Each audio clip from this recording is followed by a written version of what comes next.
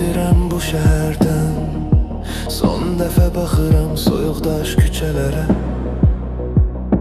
Burada qalan hər xatirə indi ürəyimi əzər. Nəfəsim daralır, dilirəm qayıtmaq yoxdur.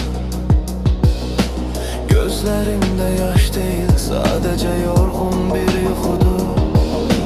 Hər küncdə bir izim qalıb, hər daşda bir sözüm. Amma bu şəhər məni yordu, tükəndi artıq dözüm. Gedirəm bu şəhərdən, ardıma baxmadan gedirəm. Ağrıları, kədəri, hər şeyi burada itirirəm. Bu yollar mənim deyil, bu səmalar yad mənə. Unutmaq üçün gedirəm, başlamaq üçün tək yerə. Gedirəm bu şəhərdən, qəlbimi təmizləməyə, gələcəyə bir salam, keçmişə vida deməyə. Vağzalda fit səsi, qatar artıq hazırdır. Pəncərədən baxdıqca həyatım sanki süzülür. Buraxıram əlimdən, tuta bilmədiyim o sevgini.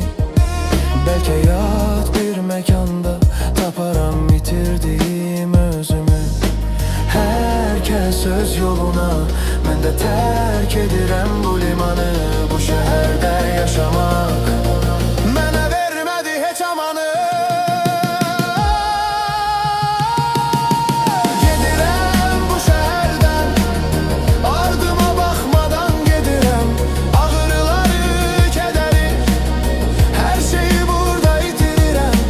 Bu yollar mənim deyil, bu səmalar yad mənə. Unutmaq üçün gedirəm, başlamaq üçün tək yenə. Gedirəm bu şəhərdən, qəlbimi təmizləməyə, gələcəyə bir salam, keçmişə vida deməyə. Tək qorxum budur ki, hər şəhər eyni olar. Ruhumun boşluğu heç bir yerdə dolmaz. Amma risk etməliyəm, bu yükü atmalıyam. Mən artıq o köhnə mən deyiləm.